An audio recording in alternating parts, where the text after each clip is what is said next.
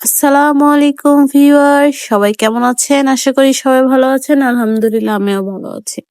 Memes কুকিনে আপনাদেরকে স্বাগতম। আজকে দেখাবো আমি এই পাবদা মাছ দিয়ে সর্ষে বাটা, খুবই সহজ এবং টেস্টি রেসিপি। আমি এখানে তেলটা গরম করে হাফ কাপের মতো পেঁয়াজ দিয়ে দিলাম। পেঁয়াজ দিয়ে একটু নাড়াচাড়া করে নিব, একটু ভাজা ভাজা করে নিব, একটু লাল লাল করে ভেজে নিব।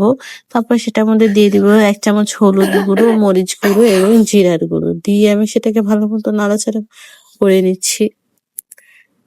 আর একটু অল্প পানি দিয়ে কষিয়ে নিচ্ছি। আর এখানে ব্লেন্ড করে নিব আমি সরিষাগুলো। এখানে আমি সাদা সরিষা ব্যবহার করছি। আর এখানে আমি যখন মশলা কষাচ্ছিলাম তখন আমি একটু অল্প পরিমাণ আদা রসুন বাটা দিয়েছি।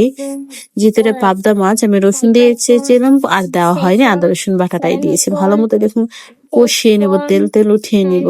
তারপর দিয়ে দিব আমি এখানে সাদা সর্ষে বাটাটা দিয়ে আমি ভালো মতো এটাকে নাড়াচাড়া করে নিচ্ছি। এগুলো কষা কষা করে নিব আমি।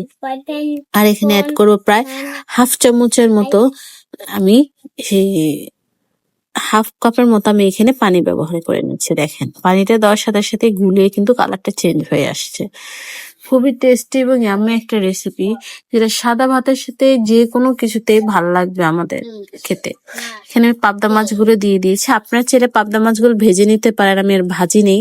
আমার কাছে মনে হয় এভাবেই স্বাদ লাগবে বেশি, কাঁচা মাছটা যেহেতু টাটকা ছিল। তারপর আমি এখানে 4-5টা কাঁচামরিচ দিয়ে ঢাকা দিয়ে ঢেকে দিব। অল্প একটু পানি ছিল, তারপর অল্প একটু চিনি আমি ব্যবহার করেছি। আপনারা এটা অপশনাল নাও দিতে পারেন। আমি এখানে একটু নাড়াচাড়া করে নামিয়ে নিব আমার পাবদা মাছ দিয়ে সর্ষে বাটা।